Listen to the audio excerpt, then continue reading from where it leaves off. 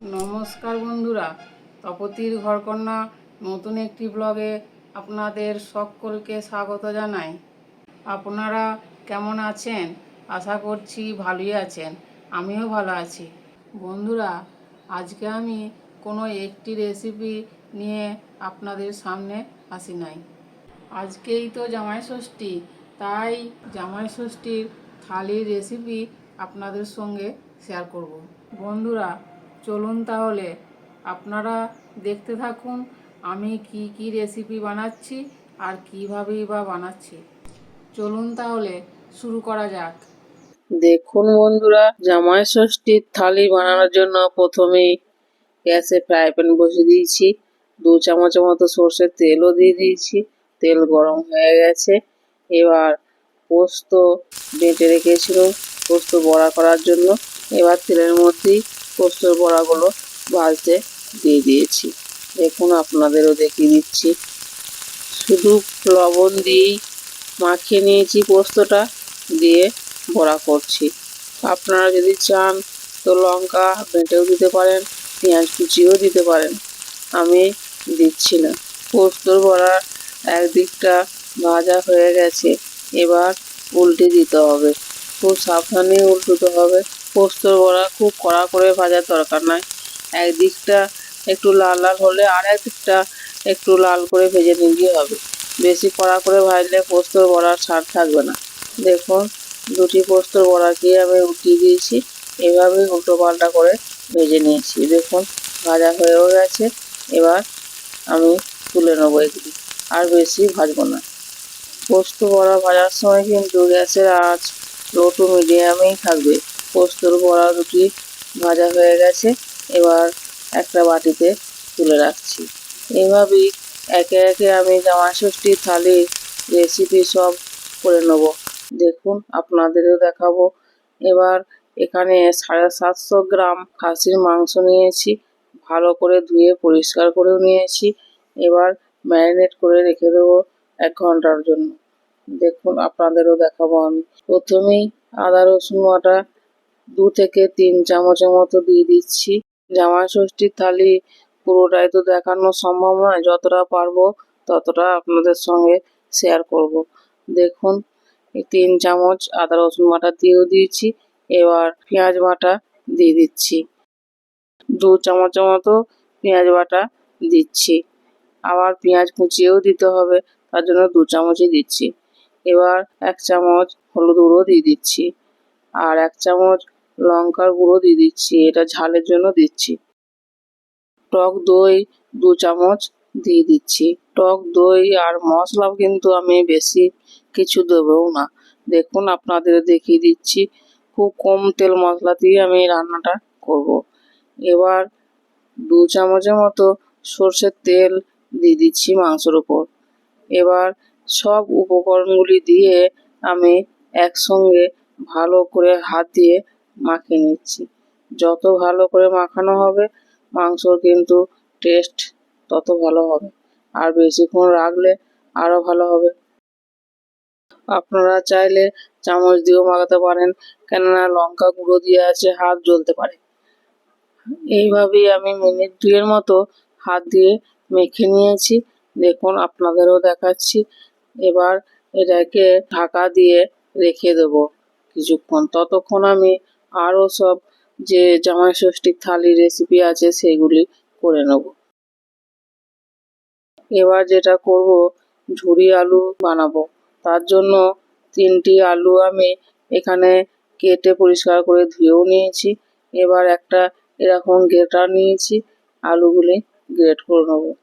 এরকম গ্রেটার না থাকলেও যেরকম গ্রেটার থাকবে তাতেই কিন্তু গ্রেট করে নিতে পারবেন। এবার একে একে আমি আলুগুলি গ্রেট করে নেব। আপনারা দেখতে থাকুন। একটা আলু গ্রেট করা হয়েও গেছে। এবার একটা বাটিতে জল নিয়েছি, জলেতে আলুগুলি দিয়ে দিচ্ছি, তা না হলে লাল হয়ে যেতে পারে। দেখুন বন্ধুরা, একে একে আমি আলুগুলি সব গ্রেট করে নিয়েছি আর জলের মধ্যে দিয়েও দিয়েছি। এবার জল থেকে তুলে নেব। জল থেকে তুলে নেওয়ার জন্য একটা বাটিতে একটা খাঁচি বসিয়ে দিয়েছি, দিয়ে আলুগুলি তুলে নিই। এই ঝুরি আলু ভাজাটা একদম অনুষ্ঠান বাড়ির মতনই হবে, আর পাতে প্রথমে দিলে খেতে কিন্তু দারুণ লাগে। দেখুন বন্ধুরা, আলুগুলি সব ছেঁকে তুলে নিয়েছি। এবার কি করি সেটাই দেখুন। একটা এই পরিষ্কার কাপড় নিয়েছি, নিয়ে এবার ছেঁকে রাখা আলুগুলি আমি দিয়ে দেবো। দিয়ে ফ্যানের হাওয়াতে কিছুক্ষণ শুকিয়ে নেব, তারপর কিন্তু তেলে ভাজতে হবে। ওইদিকে ততক্ষণ আলুগুলি শুকনো হোক। দেখুন, দুটি পাবদা মাছ নিয়েছি, এইগুলিও আমি ধুয়ে পরিষ্কার করে নিয়েছি। এবার লবণ, হলুদ আর অল্প সর্ষের তেল মাখিয়ে নেব। আপনারা দেখুন, লবণ দিয়ে দিয়েছি, এবার হলুদ দিয়ে দিচ্ছি, অল্প একটু সর্ষের তেলও দিয়ে দিচ্ছি, দিয়ে লবণ, হলুদ আর সর্ষের তেল মাখিয়ে নিচ্ছি। পাবদা মাছে লবণ, হলুদ আর তেল মাখানো হয়ে গেছে। এবার 2 পিস ইলিশ মাছ নিয়েছি। এবার ইলিশ মাছেতেও লবণ, হলুদ আর অল্প করে সর্ষের তেল দিয়ে মাখিয়ে নেব। 2 পিস নিয়েছি, এবার হলুদ দিয়ে দিয়েছি আর লবণও দিয়ে দিচ্ছি। লবণ আর হলুদ হাত দিয়ে ভালো করে মাখিয়ে নিচ্ছি। দেখুন, হাত দিয়েই আমি লবণ, হলুদ ভালো করে মাখিয়ে নিয়েছি। এবার যেটা করতে হবে, কিছুটা সর্ষের তেল নিতে হবে। দেখুন, আপনাদেরও দেখাবো আমি। অল্প একটু 1 চামচের মতো সর্ষের তেল নিয়ে মাখিয়ে দিচ্ছি। সর্ষের তেলটা কিন্তু আপনারা দিতেও পারেন, আবার না দিতেও পারেন। ইলিশ মাছে লবণ, হলুদ, তেল ভালোভাবে মাখানো হয়ে গেছে। মাছে লবণ, হলুদ ভালোভাবেই কিন্তু মাখানো হয়ে গেছে। এবার মাছগুলি আমি এক সাইডে রেখে দেব। এবার দেখুন, গ্যাসে কড়াই বসিয়েছি, বসিয়ে কিন্তু পরিমাণ মতো সর্ষের তেল দিয়েছি। 4 চামচ হবে সর্ষের তেল দিয়ে দিয়েছি। দিয়ে এবার 2টি কারি পাতা নিয়েছি, একদম টাটকা ফ্রেশ কারি পাতা গাছের, দিয়ে এইভাবে দিয়ে দিচ্ছি। খুব সাবধানে কিন্তু কারি পাতা ভাজতে হবে বন্ধুরা, ফুটে যদি লেগে যায়। দেখুন বন্ধুরা, কারি পাতাগুলি ভাজা হয়ে গেছে। এবার একটা থালাতে তুলে নিচ্ছি। এবার বাদাম নিয়েছি 50 গ্রামের মতো, সেগুলিও তেলে দিয়ে দিচ্ছি। একদম ফ্রেশ বাদাম তেলে দিয়ে একটু নাড়াচাড়া করে ভেজেও নিয়েছি। দেখুন, এবার ওই থালাটি তুলে নিচ্ছি। এবার আলুগুলি ভাজতে হবে। ওই আলুগুলিও দেখুন শুকিয়ে গেছে, একটা প্লেটে তুলেও নিয়েছি। এবার অল্প অল্প করে দেবো আর ভেজে নেব। আপনারা দেখতে থাকুন। এই জামাই ষষ্ঠীর থালি পুরোটাই কিন্তু বন্ধুরা আমি একদিনেই বানাবো, আর সব একদিনেই পরিবেশন করব। যতটা রেসিপি দেখানো যায় ততটাই দেখাচ্ছি, এর বেশি কিন্তু দেখানো যাবে না, কেননা ভিডিও তাহলে অনেক বড় হয়ে যাবে। গ্যাসের আঁচ কিন্তু লো টু মিডিয়ামে রেখে বেশ কিছুক্ষণ সময় নিয়ে নাড়াচাড়া করে ভেজে নিতে হবে। দেখুন, প্রথমে কিন্তু যে আলুগুলি দিয়েছিলাম ভাজা হয়ে গেছে। এবার ওই থালাতেই আমি তুলে নেব। দেখুন, আপনাদেরও দেখিয়ে দিচ্ছি।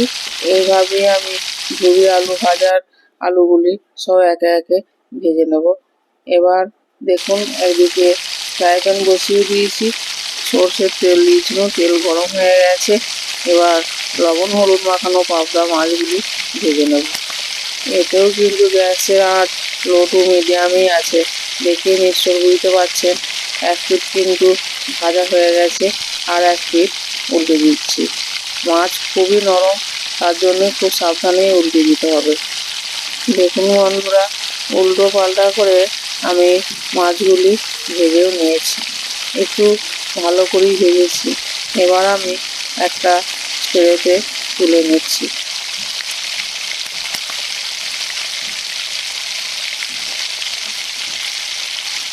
মাছ ভাজার অনেকটা তেল ছিল, তেল একটু কমিয়েও দিয়েছি, অত বেশি তেল লাগবে না। দেখুন, আপনাদেরও আমি দেখাবো। এবার ওই তেলের মধ্যে 1/2 চামচ কালো জিরে ফোড়ন দিয়ে দিচ্ছি। কালো জিরে দিলে যে কোনো মাছের ঝালই খেতে দারুণ ভালো লাগে। কালো জিরে ভাজা হয়ে গেছে। এবার যেটা দিতে হবে, দেখুন, একটা টমেটোর হাফ আমি কেটে রেখেছিলাম, সেটা দিয়ে দিচ্ছি তেলের মধ্যে। দিয়ে ভেজে নিচ্ছি। টমেটোটা দিয়ে একটু নাড়াচাড়া করে নিয়েছি। এবার হাফ চামচের মতো লবণ দিয়ে দিচ্ছি, আর হাফ চামচের থেকে একটু কম হলুদ গুঁড়ো দিয়ে দিচ্ছি, আর হাফ চামচের মতো বা হাফ চামচের থেকেও কম লঙ্কা গুঁড়ো দিয়ে দিচ্ছি, আর হাফ চামচের থেকেও কম একটু চিনি দিয়ে দিচ্ছি। দিয়ে এইগুলি সব একসঙ্গে নাড়াচাড়া করে ভেজে নিচ্ছি। 1 মিনিটের মতো নাড়াচাড়া করে ভেজে নিয়েছি। এবার দেখুন আপনাদের দেখাচ্ছি আমি, টমেটো কিন্তু অনেকটাই নরম হয়ে গেছে। আমি এতে আদা, রসুন, পেঁয়াজ কিছুই দিচ্ছি না। দেখুন আপনাদেরও দেখাবো।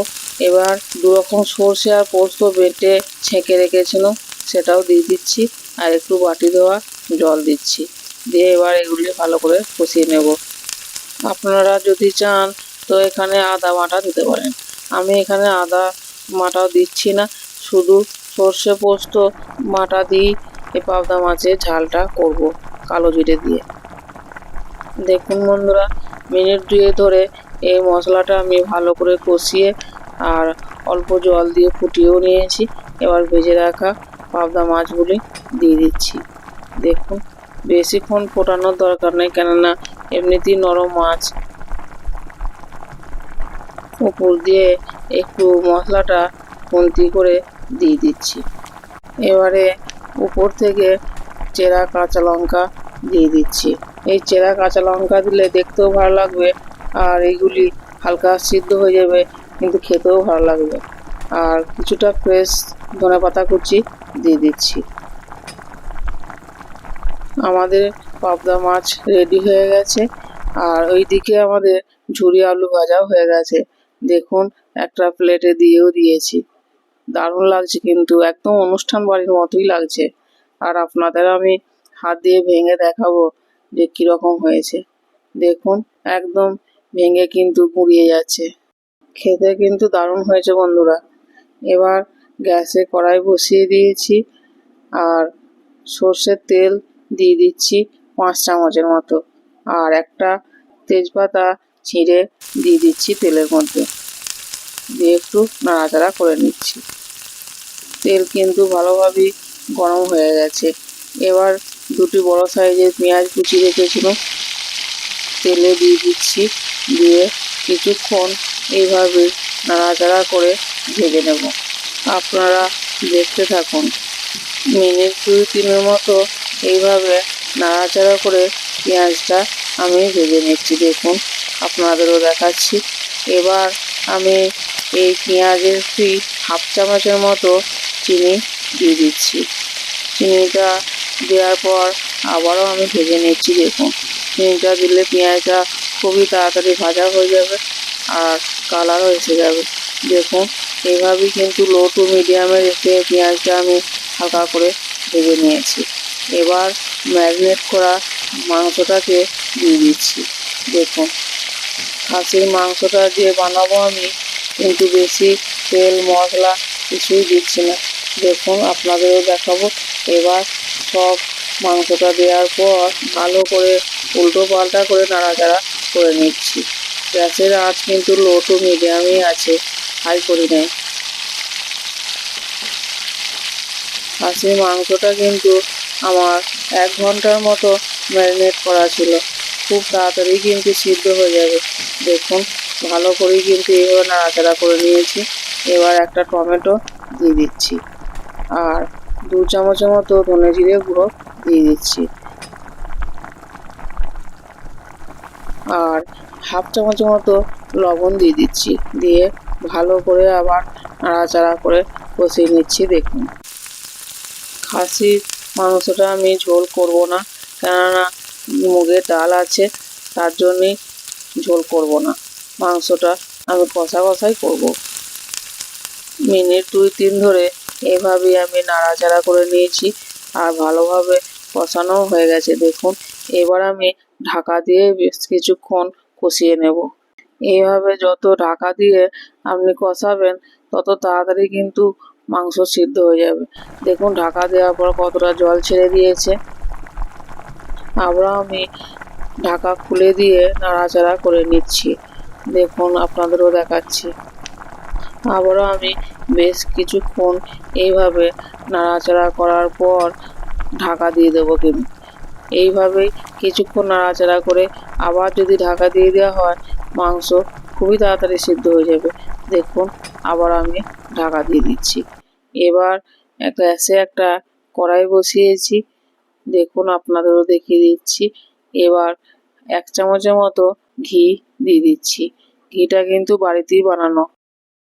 এবার এই ঘিয়ের মধ্যে 25 গ্রামের মতো কাজু আমি ভেঙে 2 পিস করে নিয়েছি, এটা দিয়ে দিচ্ছি। দিয়ে একটু নাড়াচাড়া করে নিচ্ছি। কাজু আর কিশমিশ দিয়ে আমি ভেজে নেব। দেখুন, আপনারাও দেখতে থাকুন। এবার আমি কিশমিশ দিয়ে দিচ্ছি 25 গ্রামের মতো। এইগুলিও নাড়াচাড়া করে কিছুক্ষণ ভেজে নেব। বেশি ভাজার দরকার নেই, অল্প একটু লাল লাল করে ভাজলেই হবে। বেশি ভেজে দিলে আবার তেতো হয়ে যেতে পারে। এইদিকে হালকা আঁচে এগুলি ভাজা হোক, ওইদিকে মাংসটা কি হচ্ছে একটু দেখে নিই। দেখুন, অনেকটা কিন্তু জল বেরিয়ে গেছে। এবার ঢাকা খুলে কিছুক্ষণ আবার নাড়াচাড়া করে নিচ্ছি।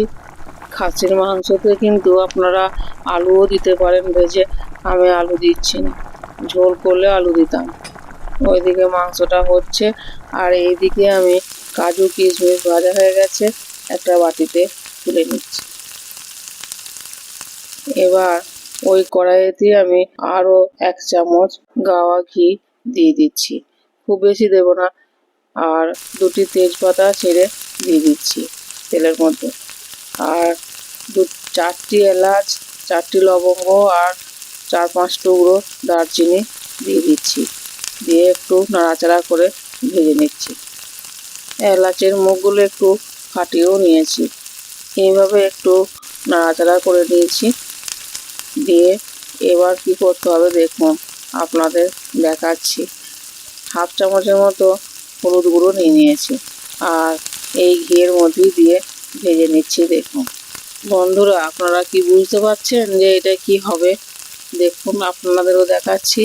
এবার গোবিন্দভোগ চাল ধুয়ে পরিষ্কার করে শুকিয়ে রেখেছিলাম, সেটাও দিয়ে দিচ্ছি। দেখুন, এবার নাড়াচাড়া করে নিচ্ছি সব একসঙ্গে দিয়ে। এবার কালারটা দেখুন কীরকম আসছে। এটা কিন্তু বাসন্তী পোলাও হবে, কোনো রকম কালার দিচ্ছি না। ও হলুদেতেই কিন্তু কালার হয়ে যাবে। বাড়িতে বাসন্তী পোলাও করলে আমি এইভাবেই কালার করি। দেখুন, কোনো ক্ষতি হবে না, কোনো কেমিক্যালও নাই, কিছুই নেই। দেখুন কত সুন্দর কালার এসে গেছে। ফুটলে আরও ভালো কালার আসবে। এবার কিছুক্ষণ নাড়াচাড়া করেও নিয়েছি। এবার আমি 50 গ্রামের থেকে একটু বেশি চিনি দিয়ে দিচ্ছি। আর এবার জল দিয়ে দেবো। দেখুন, চালটা কিন্তু এই বাটি 2 বাটি ছিল। এবার মেপে মেপে জল দিয়ে দিচ্ছি। 2 বাটি জল দেওয়া হয়ে গেছে। আরও 2 বাটি আর হাফ বাটি জল দিয়ে দেবো। যেহেতু 2 বাটি চাল আছে, সেই জন্য 5 বাটিও জল দেওয়া যায়। পরিমাণটা ঠিক দিতে হবে, তাহলেই একদম চালটাও সিদ্ধ হয়ে যাবে, আর বাসন্তী পোলাওটা কিন্তু ঝরঝরি হয়ে যাবে। আর মিষ্টিটা কিন্তু আপনারা আপনাদের পছন্দ মতোই দেবেন, যে যেরকম মিষ্টি খাবে সেরকমই দেবেন। এবার নাড়াচাড়া করে নিয়ে ঢাকা দিয়ে আমি এটা সিদ্ধ হতে দেবো। কিছুক্ষণ পর ঢাকা খুলে আপনাদের দেখাচ্ছি। দেখুন, সব জল কিন্তু শুকিয়ে গেছে, অল্প একটু নিচে আছে জল। এটা শুকিয়ে গেলেই আর চালটাও সিদ্ধ হয়ে যাবে। একটু নাড়াচাড়া করে দেখে নিচ্ছি তলায় যেন না লেগে যায়।